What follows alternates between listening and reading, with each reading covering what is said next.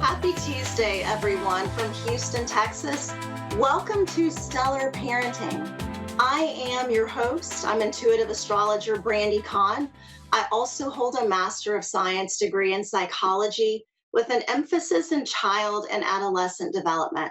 So I'm super passionate. I really love helping parents and helping teachers and guardians learn how to combine the magic of the stars with the art of consciously raising our children. If you'd like to learn more about yourself as a parent, or if you'd like to learn more about your child and how you can custom design your parenting approach to really fit who they are and who they're meant to be, please visit my website at brandicon.com and book a natal chart session. You can also book a parenting coaching session as well. I also do those. And like I said earlier, I love helping parents. So for today, we've got quite a bit going on this week as far as transits, ladies and gentlemen. And so we will go into our transits, and I'm not going to have time for a caller today, just because I want to take my time and really tell you what you can expect over the next few days.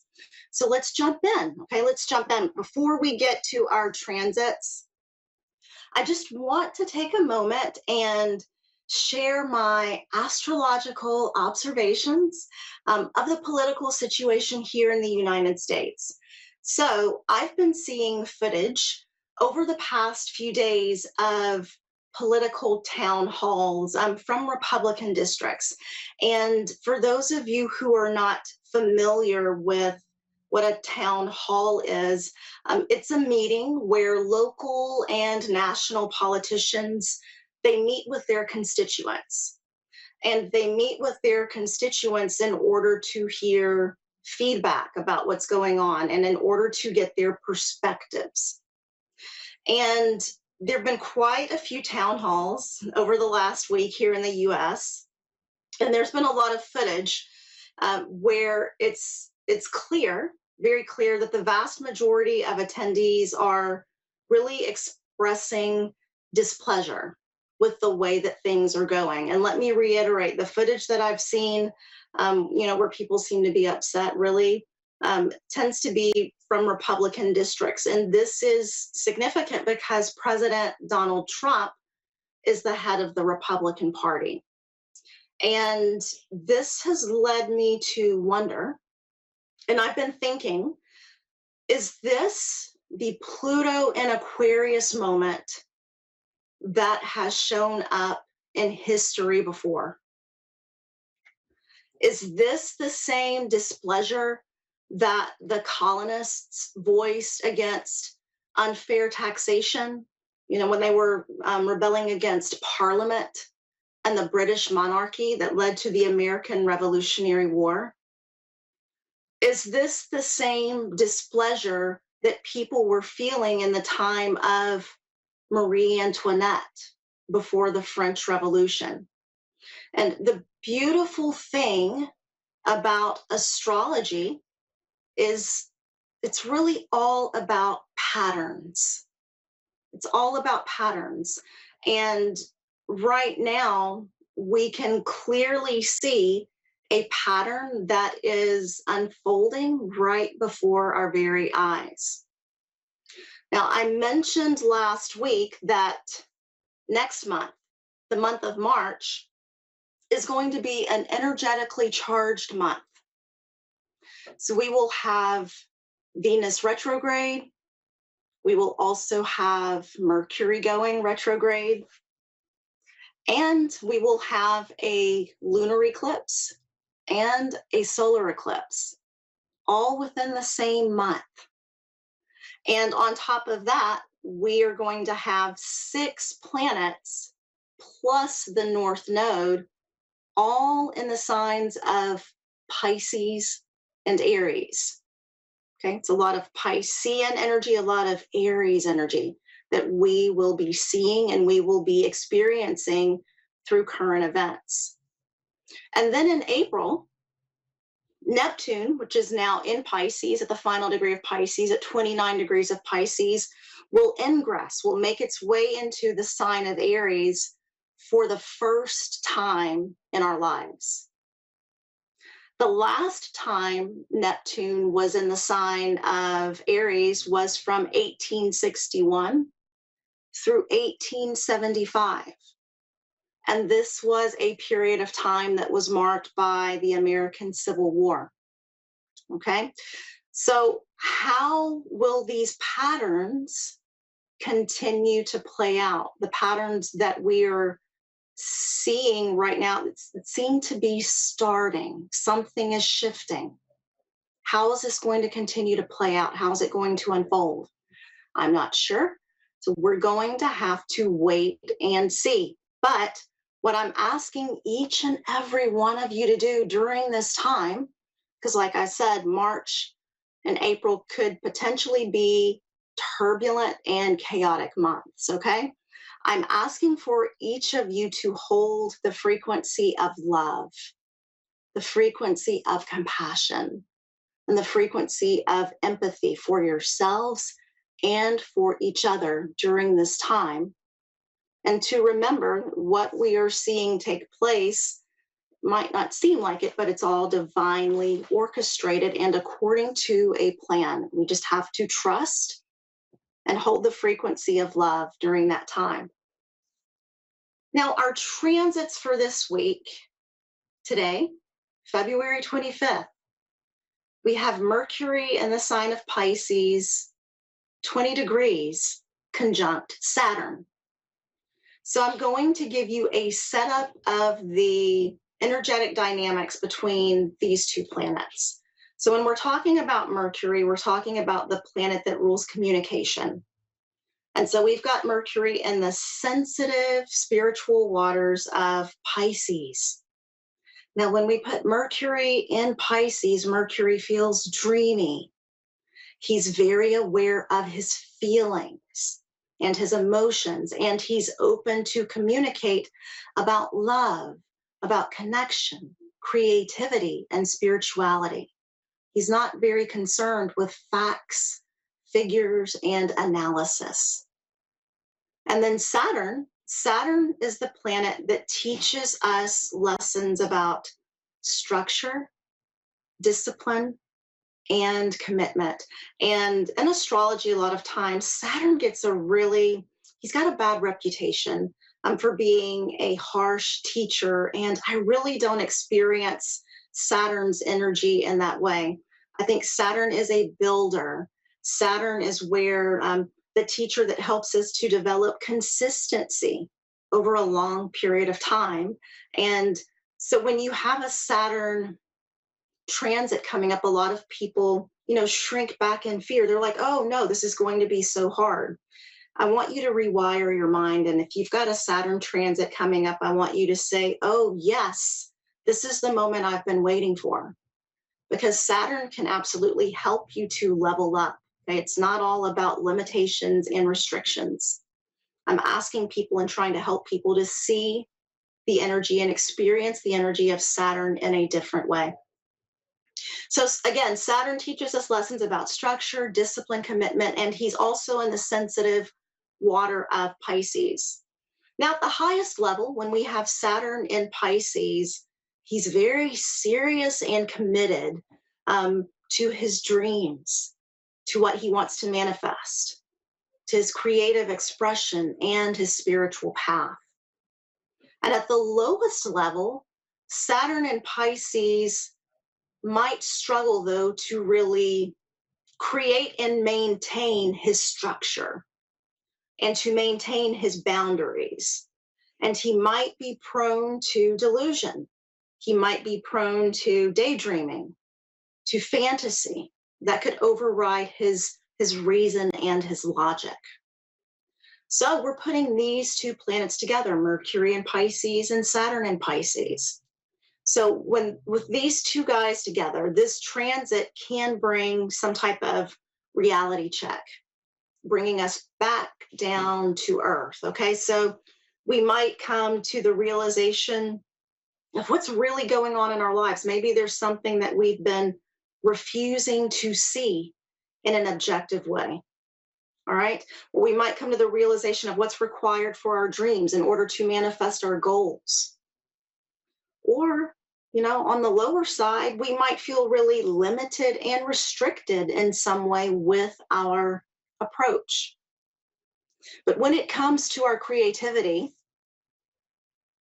there's also moments of brilliance that can come forward with Mercury and Saturn together. So keep that in mind. But on the other hand, it also might be difficult to speak up or to acknowledge or talk about our feelings and our emotions. And as someone who has a natal conjunction between Saturn and Mercury, I can also tell you from a lifetime of experience that this combination, these two planets together, make it oh so easy, a little too easy to be overly serious and to be pessimistic and to see the glass as half empty rather than as half full. Okay. These two planets together as well could cause us to focus excessively on minute details to the point where it just becomes like a hindrance in some way. But the silver lining for Mercury and Saturn together, they give a fantastic amount of precision when it comes to implementing structure. Also, there's precision when it comes to implementing order, organization, and instilling boundaries. So set the intention to consciously use the energy of Saturn, not to feel limited or restricted or pessimistic, but to enhance your spiritual and creative discipline, your spiritual and creative expression. And this week, Thursday, February 27th, we will have Mercury at 23 degrees of Pisces, sextile Uranus, 23 degrees of Taurus. Now let's talk about the key players again here. So we've got Mercury, the planet of communication, in the very spiritual water of Pisces. And so he's tuned into his emotions and his intuition. Uranus is the planet of freedom, change, surprises, shocks, breakthroughs, and revolution. So when I energetically connect to this combination of planets together, I feel as if I am seeing things in a way that I've never seen them before. I'm thinking about things in a way that's never occurred to me before. You might gain absolutely brilliant insights that give you clarity about situations that have perplexed or boggled you for like forever. And you might even gain a burst of energy to map out and pursue your dreams. But just remember, okay, this transit does have a very unpredictable twist to it. Anytime you throw Uranus into the mix, there's going to be a level of uncertainty or unpredictability. So go with the flow and allow yourself to be spontaneous. That's the best way that you could use the energy from this transit. And if you feel as if you want to break out of your normal routine and do something different, then go for it. Allow yourself to do that. And also pay attention to any insights or downloads that you receive when it comes to information, intuitive information, or intuitive guidance that is being given to you. Because Uranus can give you a sudden knowing, clear out of the blue, that you were not expecting. So keep an open mind for that this week. Also on Thursday, February 27th, now this is a really big event this week. We will have a new moon in Pisces at 9 degrees. New moons are important because they are a new beginning, a reset, like a fresh start. So they are an ideal time for personal growth and for self-reflection. So, one of the best things that you can do during this time is to set your intentions for what you want to manifest. And this is what I want each and every one of you to do. Taking this next step is going to allow you to fine tune your manifestation process in a very specific way. I want you to go to your natal chart and I want you to find the house that is in the sign of Pisces, because that is where the new moon will be occurring. And it's in that particular area where you can really manifest something specific. So don't only check your chart, check your child's chart as well, especially if you have a teenager or a young adult. See what they're going to be going through.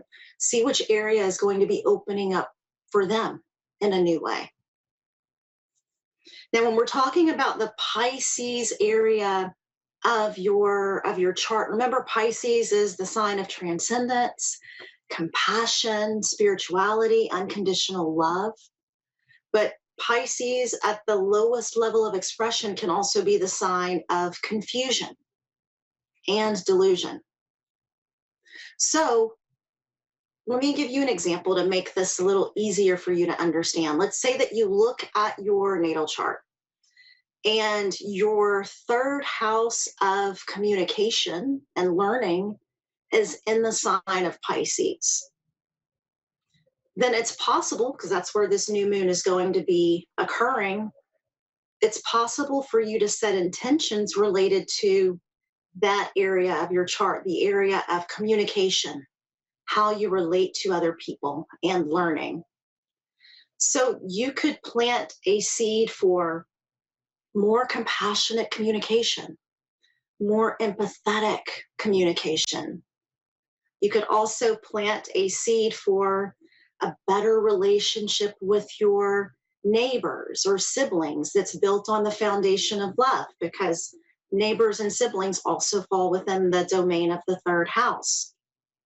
Or you could even set the intention to take a class to learn more about your intuition, how to develop your intuition, how to use your intuition, how to listen to it. Those are examples of manifestations that you could call forth if Pisces is in your third house. But let's use another house. Let me give you another example. Let's say that Pisces is in your sixth house of daily work, routine, health. Then you might want to plant a seed or intention to listen to your intuitive guidance that comes forward from in your day-to-day activities. Okay, maybe that's the intention that you want to set. Or maybe you want to set an intention to be more of an embodiment of unconditional love in your daily life with your daily work. All right.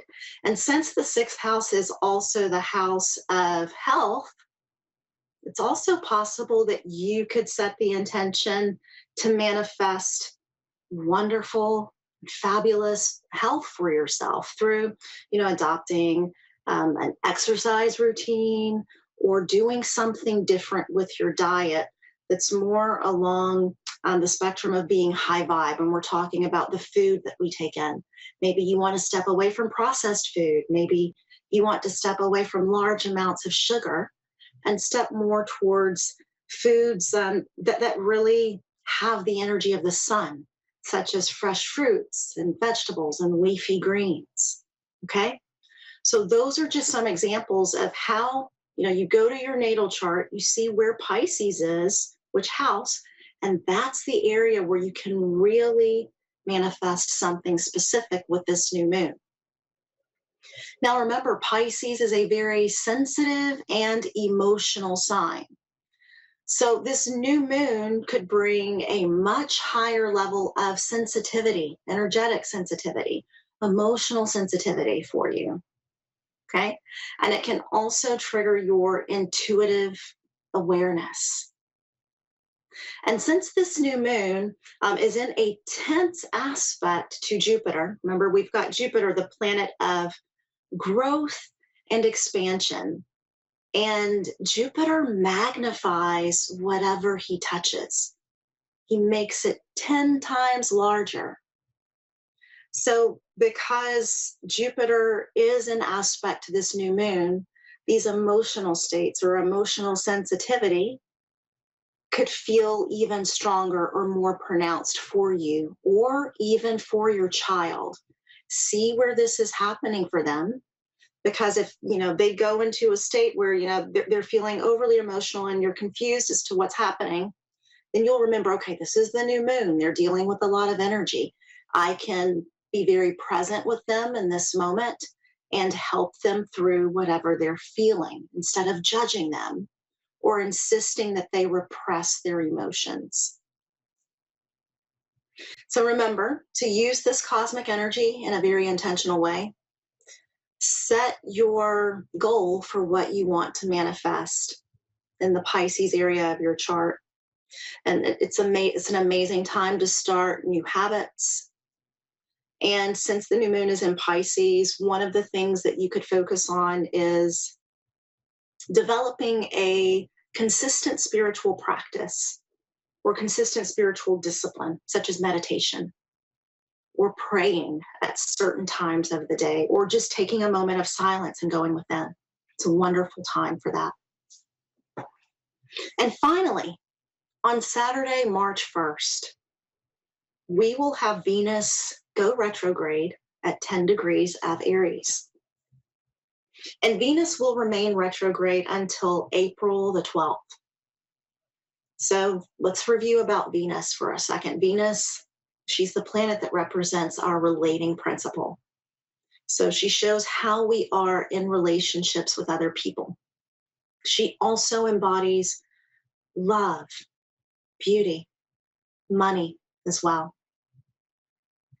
Now, when a planet goes retrograde, I always tell my clients to think of it as something similar to a performance evaluation in the area of life represented by the planet. So since Venus rules our relationships, Venus going retrograde for 7 weeks, that's a long time. I want you to look at this as an opportunity to really reassess your relationships, how you relate to people, how they relate to you, and to confront ongoing issues that are preventing you from reaching your highest potential in your relationships. This is the perfect time to do that. When we're talking about Venus and Aries energetically, I've mentioned before, she feels a lot like Xena, the warrior princess to me, that she's got that type of energy. So she's very forthcoming about what she wants and what she expects from her friendships and from her relationships. And Venus in Aries is not willing to compromise. She doesn't want to compromise herself for a relationship. And that's the energy that's coming. Now, the highest expression of Venus in Aries is really about focusing on making ourselves better and stronger individuals so that we are better and stronger in relationships with other people.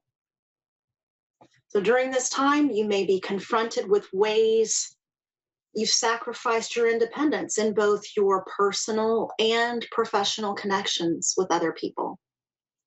And if you become aware of that during this time, it's really up to you to take the steps to put yourself back into alignment with where you need to be, how you need to relate, and how you expect other people to relate to you as an individual. Now, here's a very, very important point. I want you all to hear me. This is a warning about Venus retrograde, all right? During Venus retrograde, it's going to be best to hold off on making major changes to your appearance. Venus rules beauty and aesthetics. So don't make major changes to your appearance. And I'm talking about, it's not the time to go in for a big chop, like a really different haircut. You might want to think twice about changing the color of your hair to something new and different that you've never tried before. All right. And also think twice about having any cosmetic procedures done during Venus retrograde, because the chances of dissatisfaction during this time are super high, very, very high. So, if possible, wait until Venus goes direct, April 12th or later, to ensure that you truly love the results that you get. Okay, that's very important to remember during Venus retrograde. So see it as an opportunity to level up in your relationships and be conservative about any changes that you make to your appearance during that time. So that's all that I have this week for the transits. And please remember, as you go throughout this week, to really try to use this energy in a very conscious and intentional way. And I always like to remind you, the stars may guide us, but we, and I'm talking to you, each one of you holds the power to shape your destiny in the way that you want. So I want you to keep shining bright, keep letting your light radiate from within, and I'll see you back here again next week. Have an amazing week.